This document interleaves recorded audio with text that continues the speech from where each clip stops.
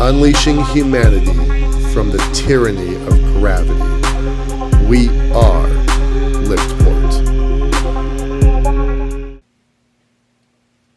Hey guys. Oh, wow, where'd my hand go? Oh well, here's Michael. Hey guys. All right, so a bunch of stuff to cover. I'm going to try and get really quick and answer one of your questions.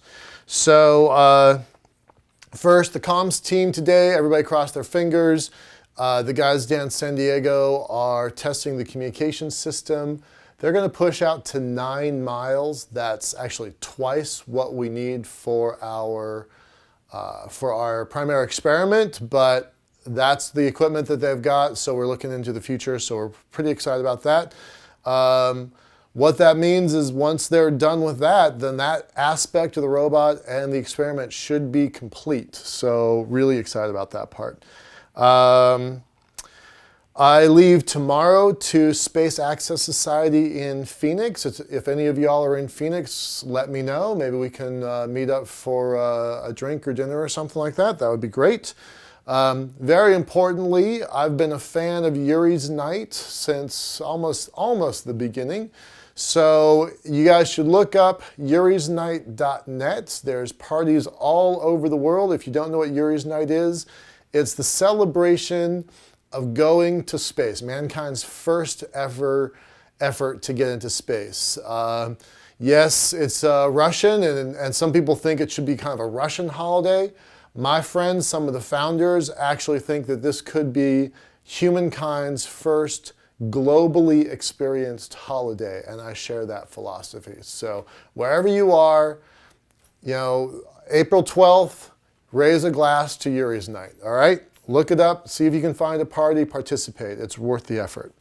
One of our fans, Kim Boekbinder, just came out with her new record. It's all about space. It's kind of a pop music version of space. I really like it, so I'm going to recommend checking it out. Today or tomorrow, be looking in the mail, your email for a newsletter, access to the Get Elevated magazine that we just started putting out last month. And if you contributed $100 or more to our Kickstarter campaign, look for your survey question. This is really important. I need answers on this. So look for that in your email either today or tomorrow, okay? We still don't have a date or location from the FAA for our test. That is becoming a really significant problem. I don't have any easy way past this barrier, so we're still working on that. And tonight, the very first print run of the member cards starts, so you guys should be looking for that in the very near future. All right. One of our fans sent in a question, emailed us a question. This is from Zorkman. I think Zorkman's real name is Jared in Bellevue. So how you doing, guy? I haven't talked to you for quite a while. Thanks for your question. So here's the question. With respect to the robot design, you can't find any information about why we opted for a battery attached to the robot instead of a conductive wire inside the ribbon. Would this be impossible or impractical? So we have a philosophy that we use at LiftPort, which we refer to as a no-cheater solution. There are things that we could do to simplify the robot design that would work great here on Earth, but that would not work for the bigger version that we need for the lunar elevator. So you're absolutely right. We could put a line up and down the string that would manage just this little bitty robot. But the reality is that's not really our vision. That's not our goal. That's not what our philosophy is about. On a lunar elevator or an Earth elevator, if you're talking about 60,000 miles for an Earth system or 180,000 miles with a lunar elevator, just the mass of that string,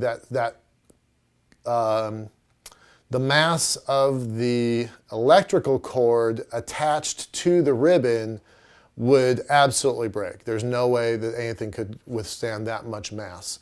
So we can't use that system for the real version.